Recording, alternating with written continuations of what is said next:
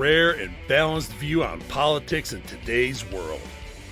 Based on facts, born of rationality, common sense, and logic, providing context on today's events. This is American Perspective with Rick Thomas. Hello, everyone, and welcome to American Perspective. I am your host, Rick. Well, we got a lot of things that have occurred today, and I'm only going to cover a couple of them because I've got something that's, I think, a little bit more, I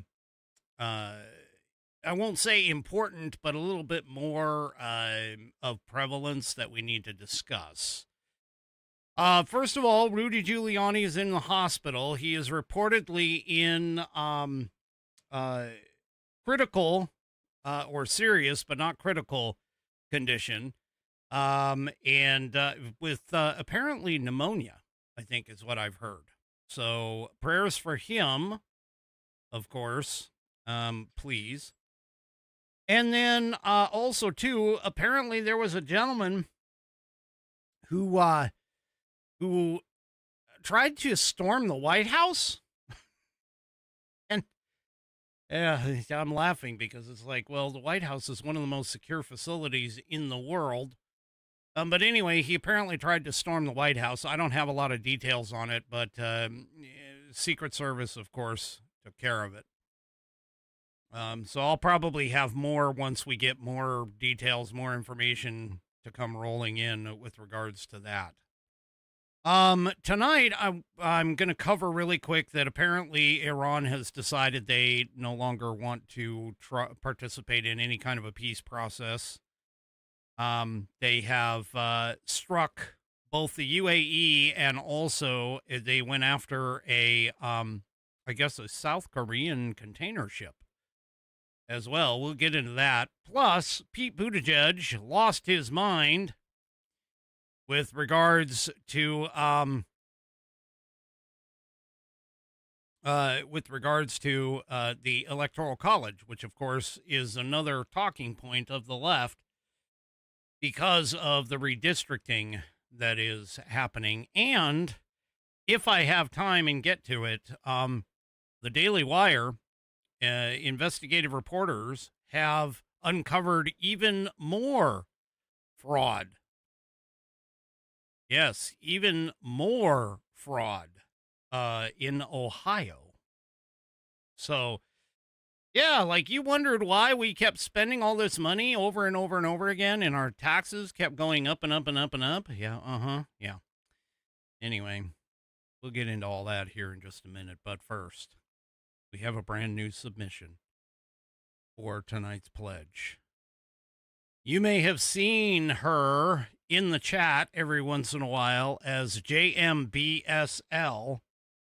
Well, she submitted her pledge. She said that her pledge, she sent in her pledge over the weekend. And so we have tonight, this is number 24 out of the 26 that I'm calling for. So I need two more. I need two more to reach my goal of 26 in 2026. But I want to thank JMBSL for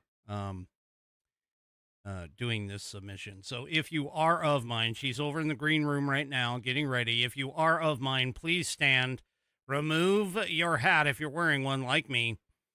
And follow along with JMBSL as she recites the Pledge of Allegiance. I pledge allegiance to the flag of the United States of America and to the republic for which it stands, one nation, under God, indivisible, with liberty and justice for all. God bless America. And, of course, I thank you, JMBSL, for that wonderful rendition of the pledge. If you would like to hear your rendition of the pledge played here on the program, all you need to do is record yourself reciting or performing the pledge in your style. Take that file audio file, video file, whatever kind of file. Take that file, attach it to an email, and then address it off to me. Address it to fans, F-A-N-S, at AmericanPerspective.online. That's fans, F-A-N-S, at AmericanPerspective.online. And I will get you into the rotation. I have, as I just said, I have 24 of these now. I would like to get 26 by the end of 2026. So if you haven't done yours, please do so and send it in. If you do it on your phone, you can use the share option. That's the S-H-A-R-E option, not the Sunny option, but the share option. And you can send it off to me to fans, F-A-N-S, at AmericanPerspective.online. And I'll get you into the rotation. All right.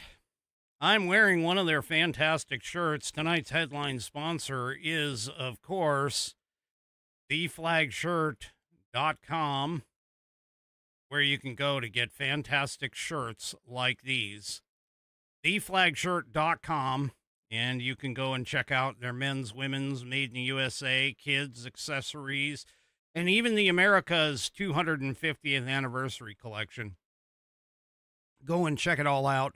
And if you order $75 or more of their product, you will receive free shipping. So, there you go. Head on over to theflagshirt.com. Check all of it out. They've got fantastic styles, American-based styles, images, all kinds of stuff. But I'm kind of partial to the men's cotton polos myself. But that being said, go and check everything out. Go over to theflagshirt.com. And don't forget, if you're $75 or more, you will receive free shipping on it. Go to theflagshirt.com and get yourself patriotized. All right. Well, one other thing that wait a minute. What did I just... I just thought of something and then I lost it.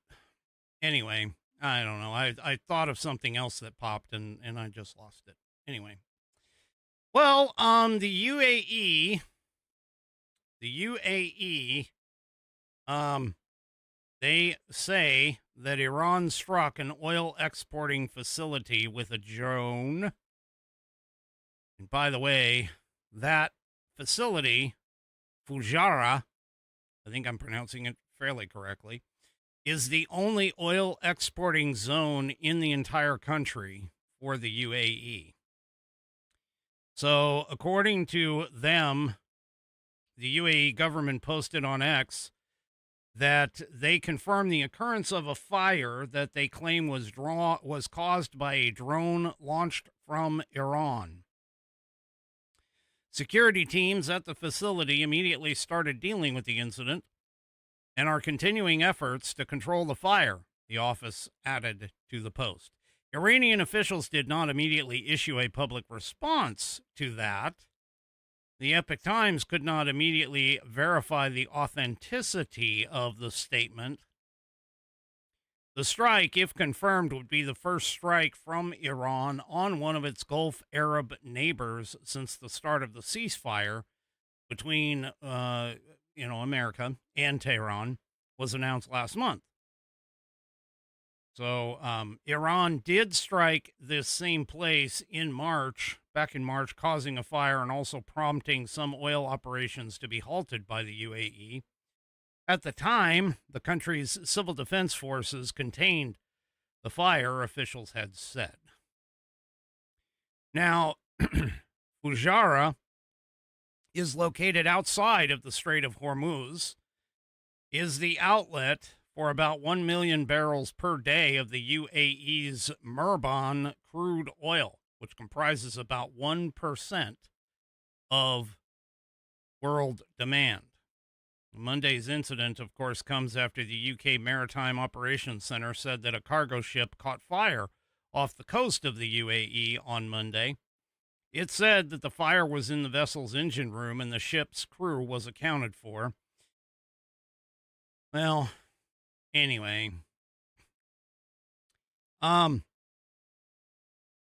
The U.S. military Central Command also said on Monday that 2 American-flagged merchant ships were safely headed on their journey after transiting the Strait of Hormuz. It also said that the Navy-guided missile destroyers in the Persian Gulf were helping to restore some traffic. CENTCOM also said in a statement on X that the U.S. destroyers had also transited the strait. It did not say when the Navy ships arrived or when the merchant ships departed. So, well, reportedly, Iran also fired directly at Americans, according to this report in the Daily Wire. So the U.S. Has started what they're calling Project Freedom, which is essentially starting to move ships through the Strait of Hormuz under Navy protection. And apparently, the Iranian forces launched some cruise missiles at some Navy ships and other commercial vessels, one of them being a South Korean vessel that apparently did get, I think, was reported to have gotten hit and prompted Trump to basically call on South Korea to join in on the Iran conflict. Now, the U.S. Central Command commander, Admiral Brad Cooper, described the actions by the Iranian forces as Iran initiating aggressive behavior. He said the cruise missiles were going after both U.S. Navy ships, but mostly after commercial shipping. We defended both ourselves and, consistent with our commitment, we defended all the commercial ships. Now, Cooper declined to comment when he was talking to journalists on this incident. He declined to comment on whether Iran's actions violated the ceasefire agreement. The White House did also not immediately respond to the request for comment. No Navy ships or commercial ships have been hit by Iranian strikes, according to Cooper. He added that Iranian forces also used drones and small boats to attack the commercial ships. Cooper did also say 6 of those boats, were destroyed by Apache and Seahawk helicopters. And he kind of said, well, you typically see between 20 to 40 small boats in a pack coming out. He goes, today we saw 6 and eliminated them quickly. Because I think this is an example of the degradation of their capability. That doesn't mean it's all gone, but it's highly degraded. So, Trump did say that Iran had already targeted vessels not related to the operation, including that South Korean cargo ship. And that's when he posted and said, well, perhaps it's time for South Korea to come and join the mission. Cooper said the U.S. military is carrying out 2 simultaneous operations in 2 different bodies of water, one aimed at isolating Iran economically, which, by the way, reports are saying that they are pretty dang close to their last legs there. And the other is targeted to open or reopen maritime transit. He says, we're enforcing the blockade in the Gulf of Oman. There is no commerce going in and out of Iran, and we will be sustaining this effort. Second, we've now opened a passage through the Strait of Hormuz that will allow the free flow of commerce to proceed, adding that the blockade had so far been 100% effective. So there you go.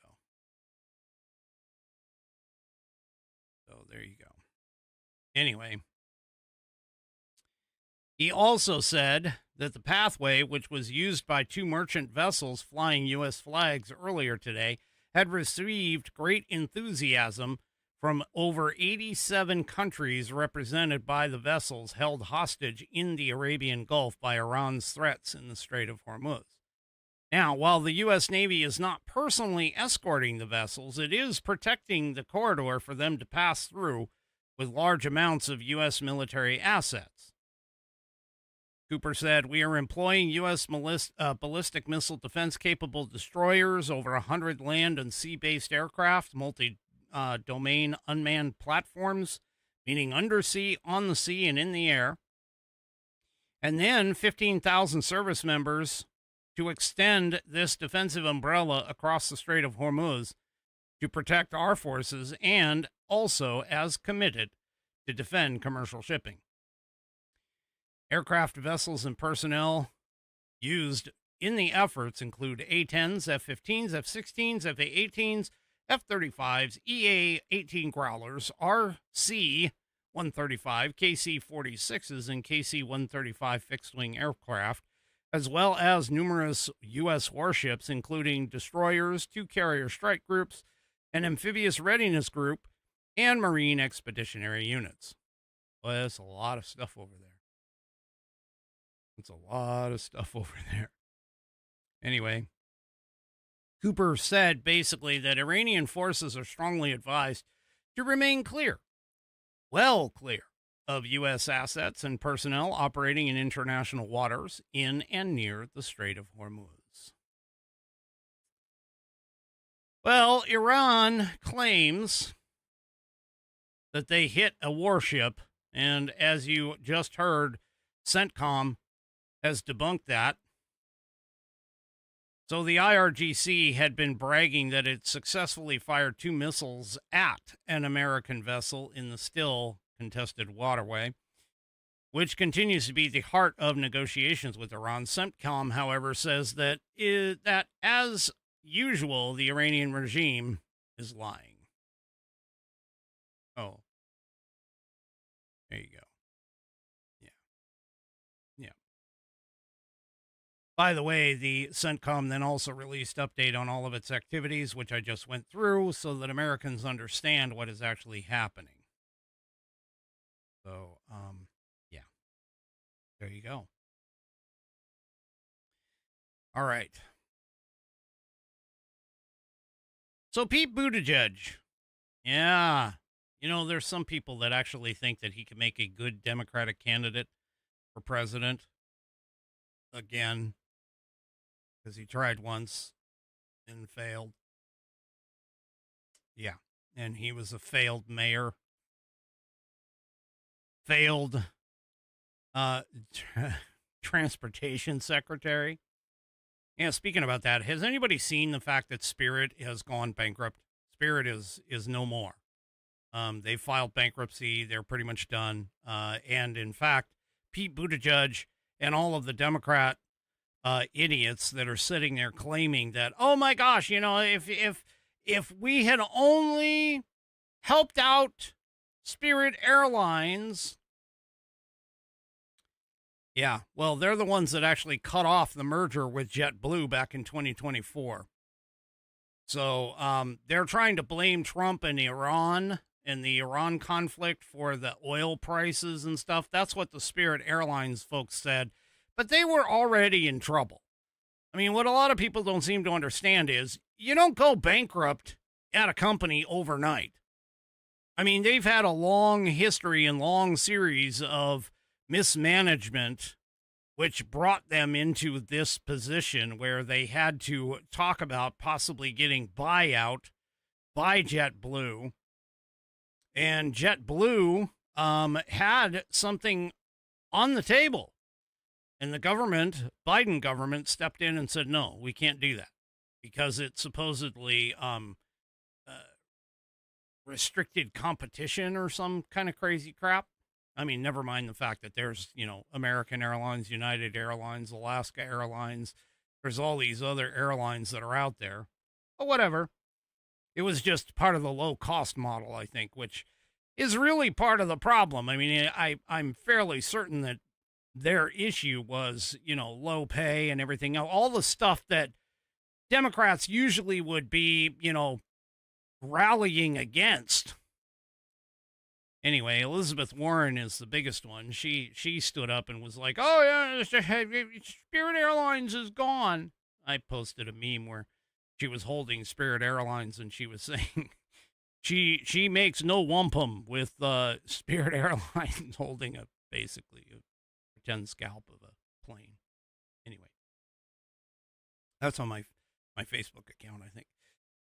Anyway, to get back to where I was going, because look at that. I got off the rails. All right, get us back on track. So Pete Buttigieg, he was, he was in a town hall event in Tulsa, Oklahoma. And he suggested at this town hall event in Tulsa, Oklahoma, that abolishing the Electoral College would have resulted in a Democrat being in the White House today. Hate to tell you there, Petey boy, but no, it wouldn't have. Because in 2024, Donald Trump won the popular vote, won the Electoral College decisively over Kamala Cackles Harris. Anyway, so, yeah. So he's out there talking about this, and he's like, hey, if we selected our president by the person who actually got the most votes to actually take the office instead of the Electoral College, it would be a really good idea. Well, there's a lot of Democrats that have jumped on this bandwagon. They constantly talk about this.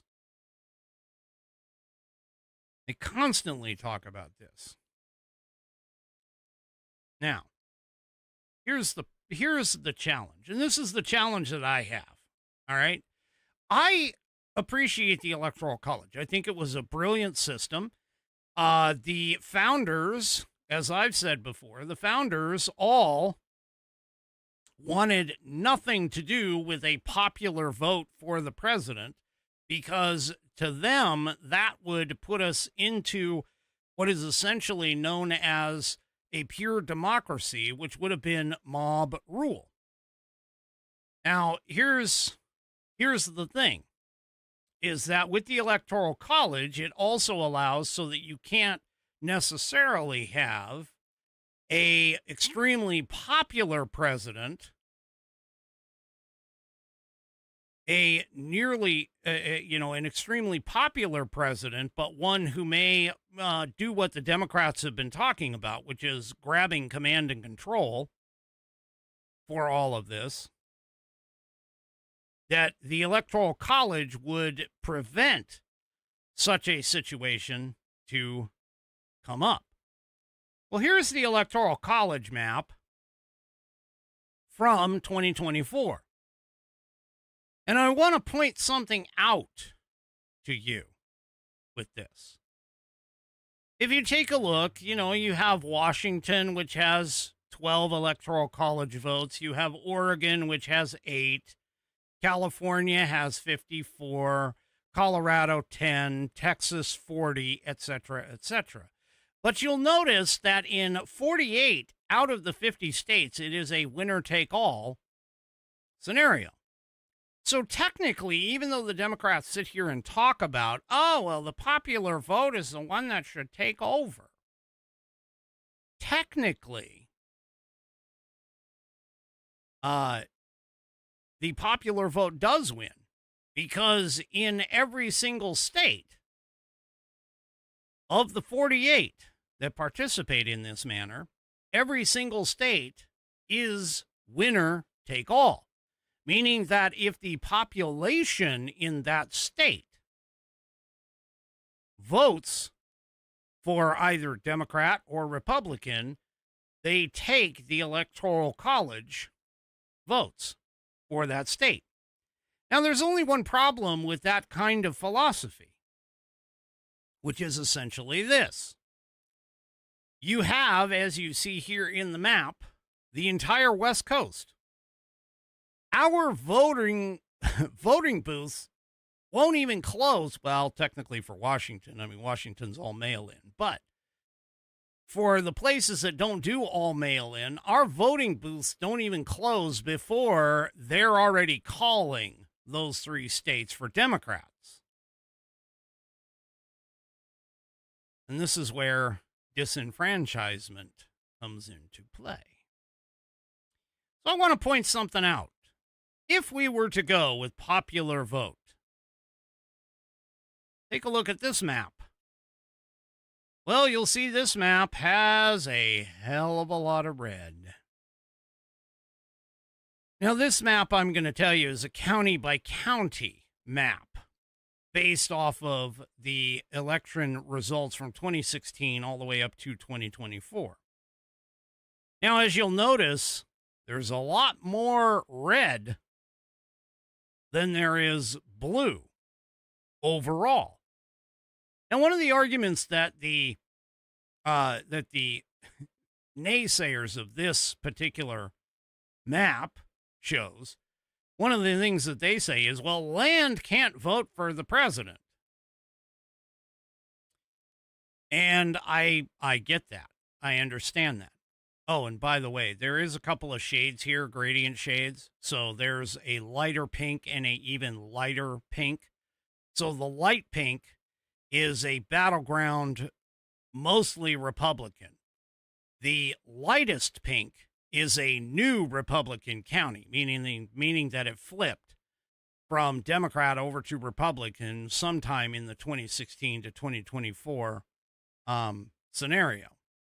And so as we found in 2024, the vast majority of counties actually did move to the right in the 2024 election. All right. Now, I just want you to notice that there's a lot of states that only have 1 or 2 counties that are blue. And the reason for that, of course, is those are the high population areas, meaning where people have large cities, which we all know that urban centers tend to attract Democrat leftist lunatics. That's why you see people going crazy within the city of Chicago or the city of Baltimore or, Atlanta or any of these other cities, but you never hear of somebody going nuts necessarily in places like, BFE, America. Sorry, I couldn't think of a good response or a good place. But anyway, I digress. I do want to point out too that Maine, if you look up here in the upper corner, Maine actually is, if I go back to the other map, Maine is a blue state.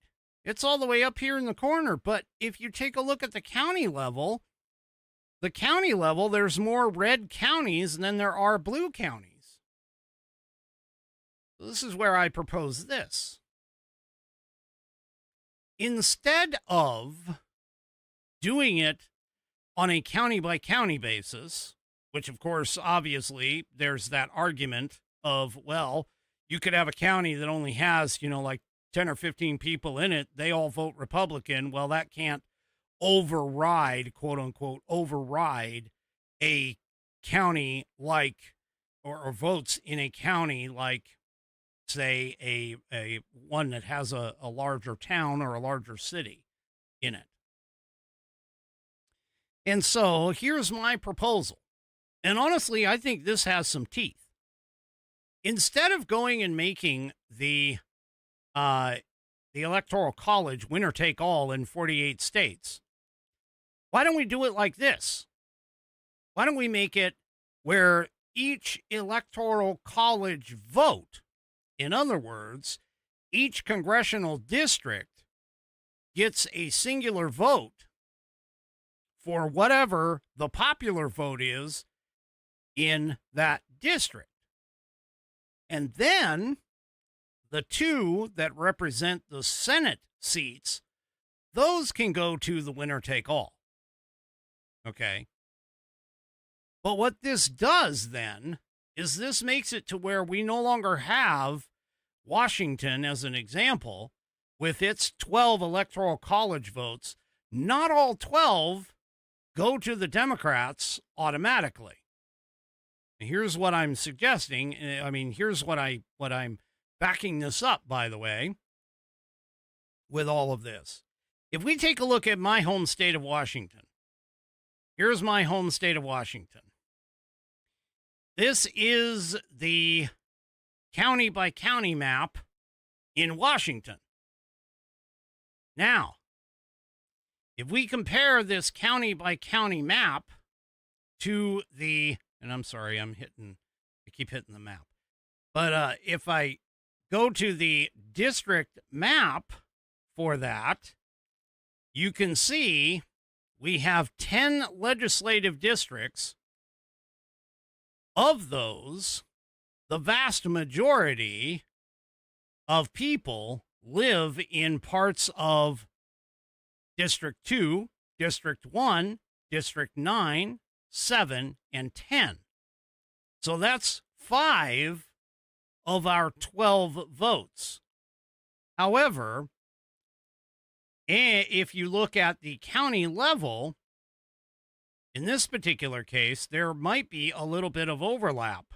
For an example, District 6, which is right here in this left corner of the state, District 6 doesn't have all blue because it incorporates or encompasses these counties, these 5 counties, I should say.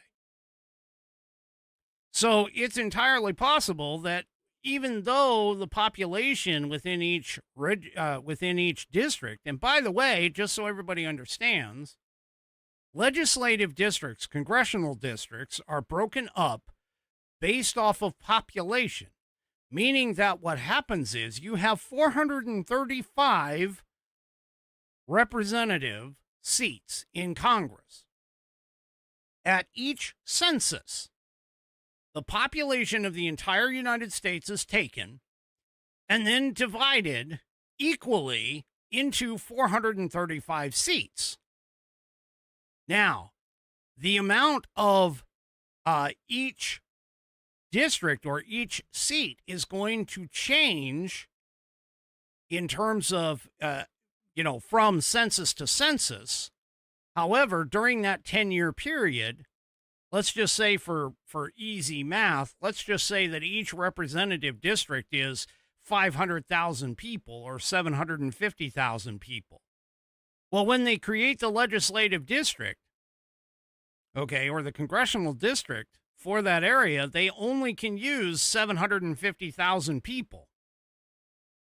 Ergo, that's why you end up with maps like this.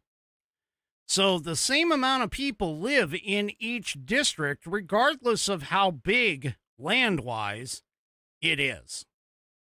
Okay? So that means that in each district, the popular vote could determine the way that electoral college vote would go. And again, the 2 seats that are already reserved for the state Senate, those could go off of the entire state, just however the entire state votes. So if we were to go and break this down, let's just assume that here in Washington, District 1, 7, 9, and 10 are automatically Democrat districts. Okay? So that's 4 votes automatically for the Democrat, 4 electoral college votes for the Democrat. 2 may or may not go, depending upon the direction of the people that live there. Now, most of the time, 2 does go toward the Democrat. So there would be 5 votes. Okay? However, 6, 8, 3, 4, and 5 are all Republican run. The Republican wins. So now what you have, if for the state of Washington, is you would have essentially a 5-5 split, potentially. And then depending upon how the entire population of the state actually breaks out, you could end up with those 2 Senate seats going either way. And that's all based off of the county level. Taking a look here, the county level. Now, I'm using Washington as an example, but California could do that same thing. And you could see in California, if I go and take a look at that, let me bring up California as an example. Here's California's county by county. Now, there is an entire possibility that California, its 54 electoral college votes, could break in a 2/3, 1/3 scenario, meaning that 2/3 go for the Democrats and 1/3 goes for the Republican. And what this does is this actually evens out the whole idea. You would no longer have, for an example, you would no longer have swing states, because every state could potentially be a swing state. All you would have to do is make sure you campaign in the area where you could actually convince people of what to take a look at, in terms of a candidate. And you could potentially flip a state.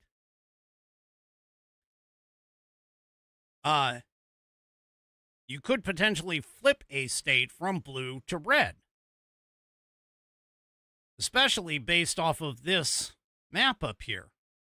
Now, the argument against abolishing the Electoral College is pretty simple. You see all these blue areas? Yeah. Because those are the most populated areas, guess what? They would actually rule the entire country. And not for nothing, but having lived in Washington and having the Democrats consistently, always rule our state, believe me, that is not a happy scenario. Just take a look at Maine and even New York. I mean, if you take a look at New York, for an example, we go to New York. What happens in New York? Well, look at that. New York is almost a county by county is almost more red than blue. But the problem is you have New York City, which is right down here in the bottom part of the map. I mean, look at Long Island as an example. Long Island would vote red.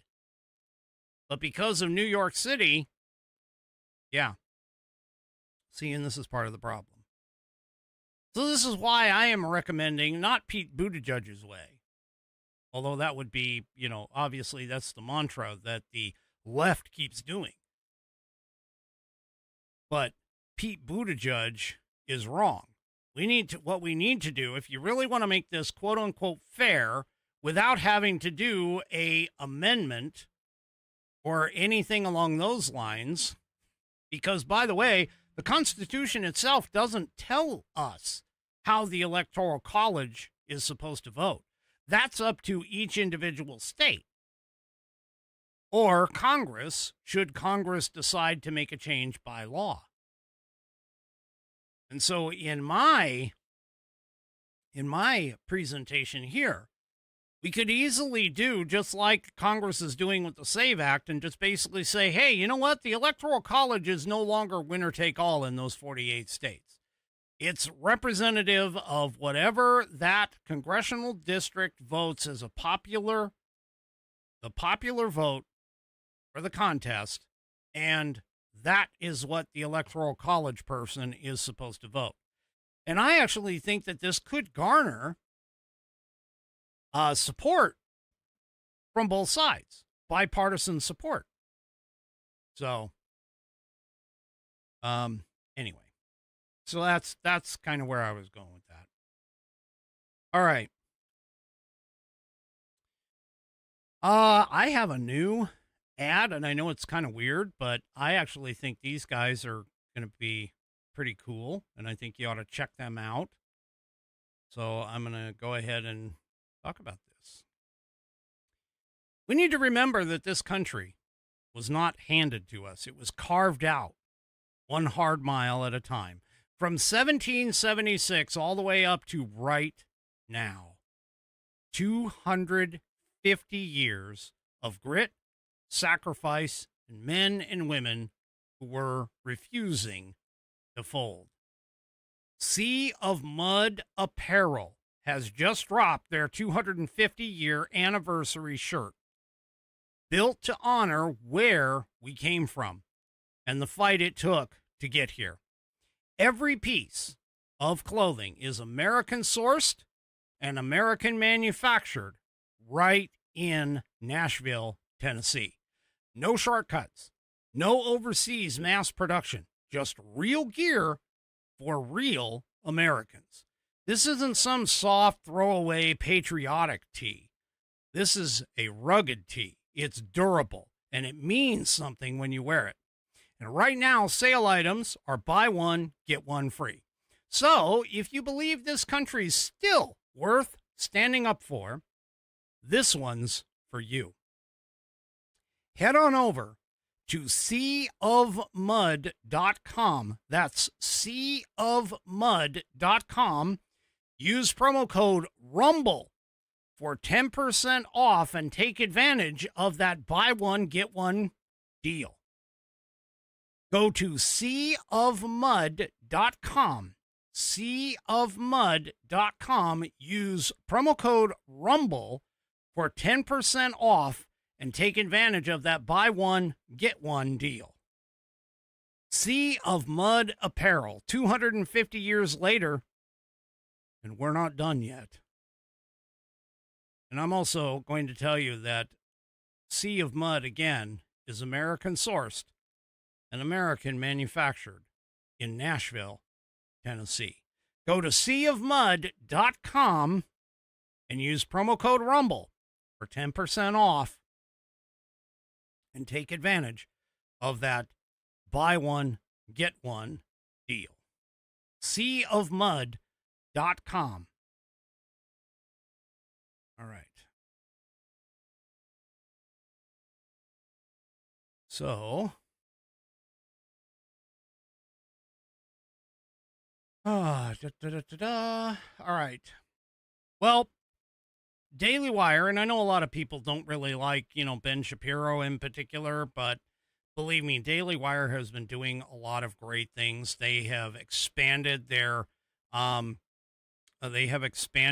capabilities. They have been putting out movies, really good ones.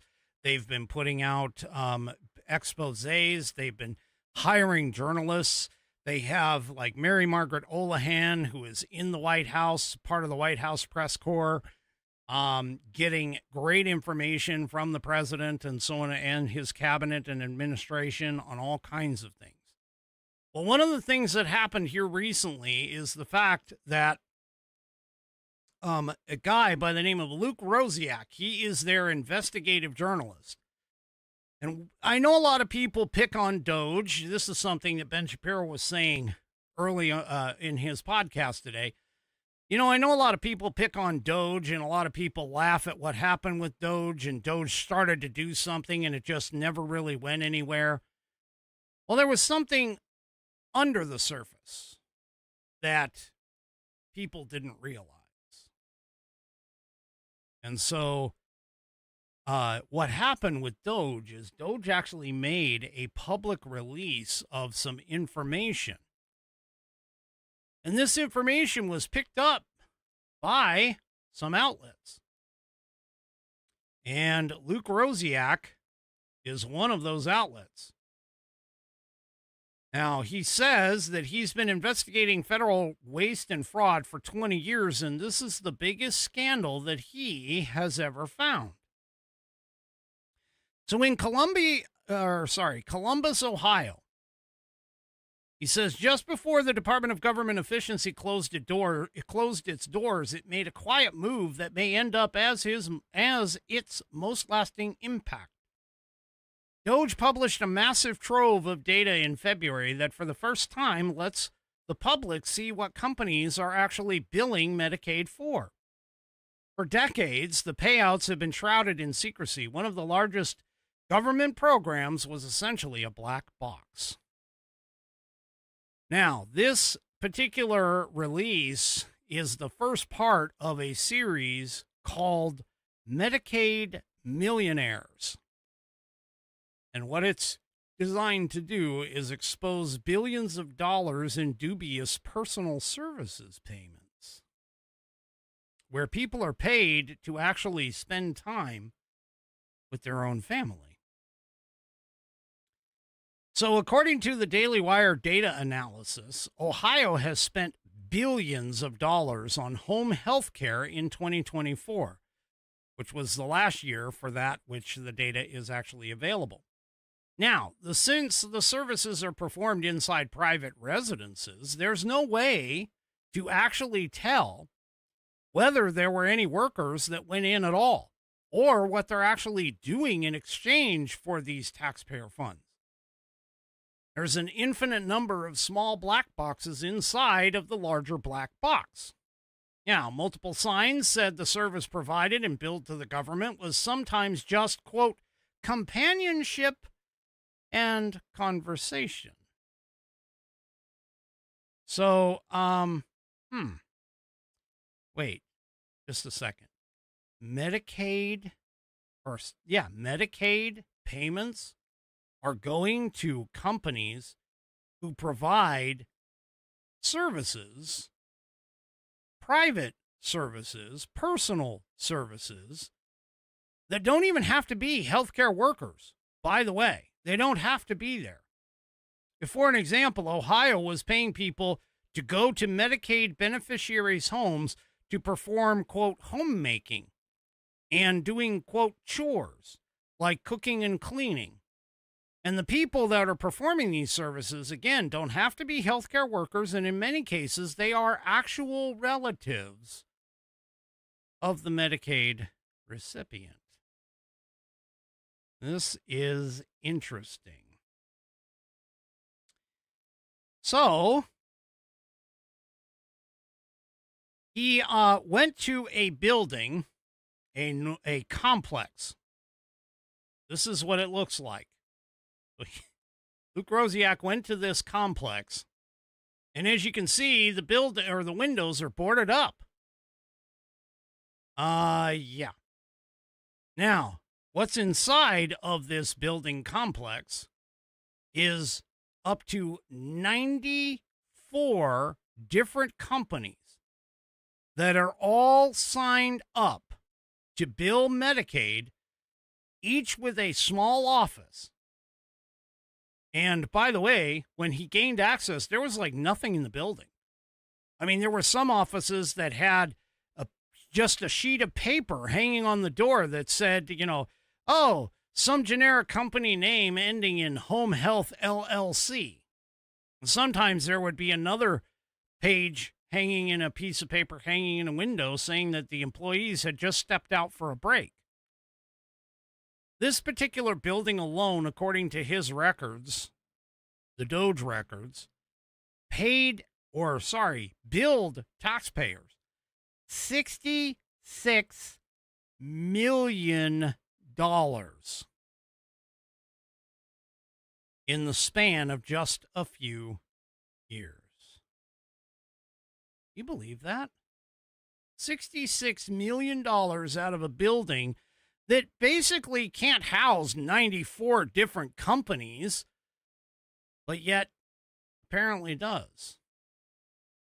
Now, Luke continues here and he says, hey, I'm going to pick just the owner of a Columbus home health company at random, look him up in public records. He says you're likely to drop down endless rabbit holes.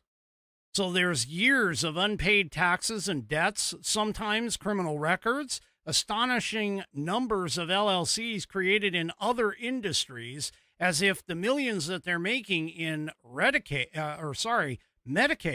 are just like a side gig. So here's some of the things that'll be coming out as a part of this expose. For an example, there was a politician who founded an $11 million home health care company that he appeared to run part-time without even mentioning it in his political biography. Now, that same healthcare company apparently funded his campaign. There was a woman who invented or reinvented her janitorial LLC as a health provider and then proceeded to build Medicaid nearly $100,000 in her first month of operation. There's another landlord who went and bought airplanes after renting space to literally hundreds of home healthcare companies that all build Medicaid for $250 million. There's a $1 million Medicaid business owned by a couple with repeated fraud, violence, and theft convictions on their record. There was a man who apparently went to prison for Medicaid fraud that Luke's going to expose, but told the government that he was too broke to pay any restitution while his neighbors and associates preside over a poverty program empire.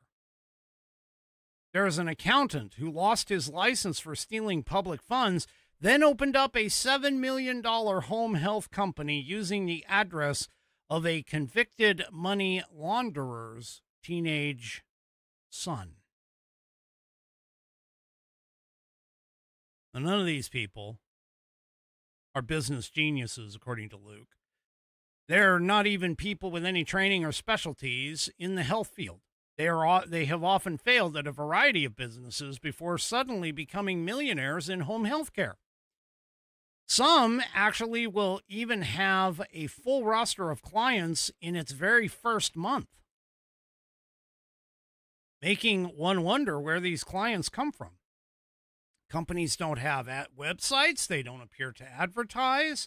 They can't stand out from their thousands of rivals based on price. So, what the heck?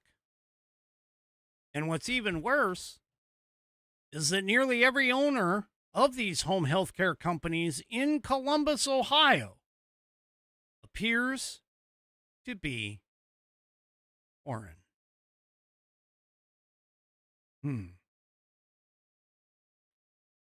When he went and found somebody who basically asked what one of the home health care companies did, one man threatened, "Journalists, who cares? Do you guys pay my bills? I'm going to tell everybody that you guys are racist." Oh, that's the common theme of a Democrat. By the way, according to information that Ben put out, they actually found that a lot of these corporations, a lot of the people that are running these corporations are actually all registered Democrats. Yeah. So here's the business model. Pretty simple. You have a 40-year-old Somali immigrant who is getting paid for spending time with, maybe cooking for, his own 65-year-old mother. Now, there's a middleman, is one of thousands who are one of these home health firms. Again, this is money laundering 101 right here, that have the NPI number necessary to go ahead and bill the federal government or Medicaid. Now, the 40-year-old becomes the employee of that company, but has no other clients other than his own mother. And there's no way to verify whether or not he actually even provided any of the services, unless his own mother is actually willing to testify against him, which is potentially a problem. So, yeah. This poverty program is different from the ones like food stamps because it has zero monetary cap on it. And its extent is not decided by politicians, but believe it or not, by any doctor who is willing to sign a form saying that you could use some help around the house. And it only takes one doctor who's going to say yes to doing that to turn out enough forms to potentially bankrupt the state. Think about that. You get a doctor or two or three, maybe more, who are willing to sign forms that just say, hey, you're getting up there in years. You really should have somebody help around the house. They take that doctor's note and they put it in for Medicaid and start billing Medicaid for the additional help. There's no cap. There's no checks.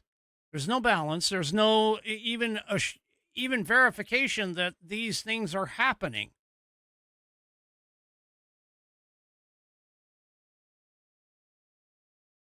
Talk about fraud.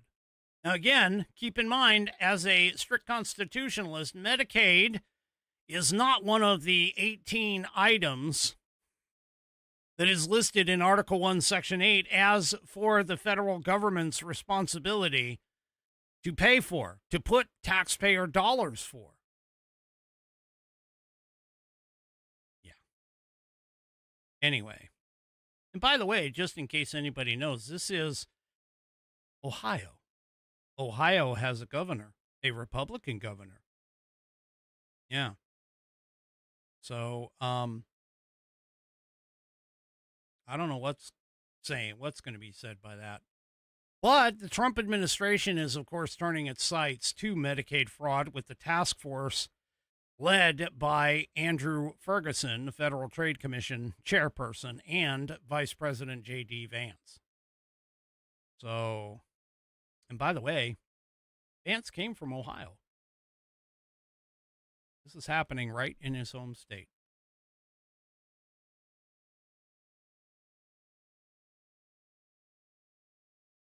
The more we dig, the more they pull off the cover, the curtain. We pull back the curtain, the more money we find is being defrauded by people in the government. People defrauding the government, and the government doesn't care. This is an exact representation of that third-party payer system that Milton Friedman warned us all against, because the government folks don't care where the money goes. It's not their money. They don't care what kind of quality of service you get. They don't care how much it costs, because it's not their money. And they're not the ones receiving the service. So they don't care. They don't care.